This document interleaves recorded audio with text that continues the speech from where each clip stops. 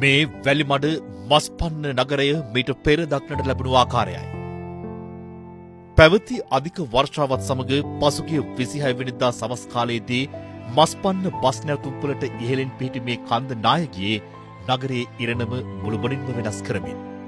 මේ ඔබ දකින්නේ මස්පන්න බස් නැවතුම්පලට ඉහළින් පිහිටි අක්කර 3ක පමණ වපසරයකින් යුත් ඒ පස්කන්ද නායාමෙන් මස්පන්න නගරයට සිදු වූ ආපදාවේ තරමයි.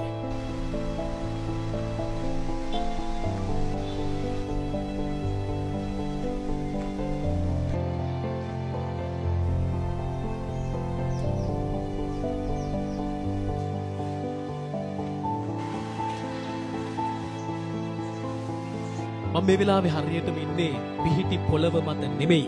මම මේ වෙලාවේ හරියටම ඉන්නේ වැලිමඩ මස්පැන්න පෞද්ගලික බස් රථයක් මත. ඔබට මම මේ ඉන්න ප්‍රදේශය දිහා බැලුවම පේනවා ඇති මොනතරම් පස්කන්දක් මේ මස්පැන්න බස් නැවතුම්පල යට කරලා තියෙනවද කියලා. පසුගිය 26 වෙනිදා රාත්‍රියේ මස්පැන්න කන්ද මේ විදිහට නාය යාමට ලක් වුණා. මට මෙතනින් බැහැලා මේ පස්කන්දිය මතට එක අඩියක්වත් තියන්න හිතෙන්නේ නැහැ. හේතුව මේ ගමේ කවුරුත් තාම හරියට දන්නේ නැහැ මේ පස්කන්දට යට වෙලා ජීවිත කීයක් සැඟවෙලා තියෙනවද කියලා. නායෑම සැලවීමත් සමග ක්‍රියාත්මක වී මස්පන්න නගරයේ ආශ්‍රිත පවුල් 30ක් පමණ බේරාගත් මස්පන්න ග්‍රාමයේ ජීවත් වුණ ටී.එම්. තෙන්නකෝන් මහතායි මේ. හන්දෑ 6:50ට 7ට වගේ මගේ අර බල්ලෙක් ඉන්නවා. වැස්ස වෙලාවේ සෑහෙන කෑ ගැහුවා. ඊට පස්සේ තමයි මම එළියට ආවේ. මම ඔතෙන් ඇවිල්ලා ටෝච් එක ගාලා බලනකොට අර අතන ඉස්සර කන්ද පල්ලෙහාට එනවා. මේ නාය සක්‍රිය වෙලා විනාඩි 15ක් ගියේ නැහැ මෙතෙන් එනකොට. මම ඊට පස්සේ අතන ඉඳලා කෑ ගහලා කිව්වා නාය එනවා අපි දුවමු කියලා මේ පැත්තට අපි ඔක්කොම ටික දිව්වා. ඒ බල්ලා නොහින්දින්න නම් අද ජීවිත 20ක් විතර නැති වෙනවා.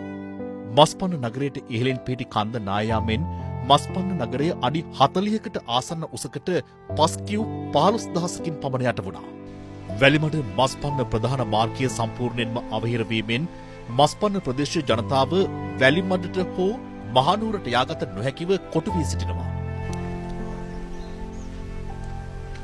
විදුලිය දවස් 12කින් ඊයාවේ දැනට කිලෝමීටර් 10ක් විතර දුරට ගිහිල්ලා තමයි බස් එකකට යන්නේ. ඉතින් අපි තාමත් බලාගෙන ඉන්නවා අදෙයි හෙටෙයි කියලා. නමුත් තාම මෙතෙන් ඇවිල්ලා නැහැ. විශේෂයෙන්ම මෙතන ව්‍යාපාරික ස්ථාන 15ක් විතර තියෙනවා. ඒවා සම්පූර්ණයෙන් යට වෙලා ඒගොල්ලෝගේ ව්‍යාපාර කටයුතු සම්පූර්ණයෙන් අඩපණ වෙලා. අඩි ස්පීඩ් කිලෝමීටර් මෙතන ඉඳන් 13ක් තියෙනවා. මේ පැත්තට ගියොත් වලපනේට යන්න ඕනේ. ඒ වලපනේට යන්න පාරවල් නැහැ. ඒකට ගියත් 13ක් තියෙනවා. අර පාර යම්තම් හරි හදාගත්තකින් දැන් ඔය පොඩ්ඩක් ලෙඩෙක් හරි අරගෙන යනවා. ඒ අරන් යනකොට අමාරු ලෙඩෙක් හිටියොත් අර වැලිමඩ ඉස්ලාලට යනකොට අනිවාර්යෙන් මැරෙනවා. මේ බස් එක තිබුණේ මගේ කඩේ අර අතන කෙළවරේ. ඒ කෙළවරේ තිබුණු බස් එක තමයි මෙතන නැවතලා තියෙන්නේ. ඒ නැවතුණාගෙන් තමයි මේ හරි තියෙන ලොකු ආපදාවක් බේරුනේ. දැන් මේක ඩෝසර් දෙකක් හරි දාලා නිකන් හරි තුම්මන් හන්දියට පාර හදලා දෙනවනම් ඒක තමයි වටිනාම දේ. මේ විවසනේ අපිට තව ඉවර නැහැ. අපේ ප්‍රදේශයට දිරියේ තද්දටම වහිනවා. එතකොට මේ කඳු අර පේන නායවල් මේ ඔක්කොම ඉරි ගිහිල්ලා තියෙන්නේ. එතකොට මේ තියෙන තත්ත්වය තවත් තෙගුණ වෙනවා මිසක් අපිට බේරීමක් නැහැ යන්න තැනක් නැහැ. ඉල්ලා හිටින්න බලධාරීන්ගෙන් හැකි ඉක්මනින් පිළිසකර කරලා දෙන්න. මොකද හදිස්සියක් වුණොත් අපි ජීවිත බේරගන්න මේ හරහා ගමන් කරන්න.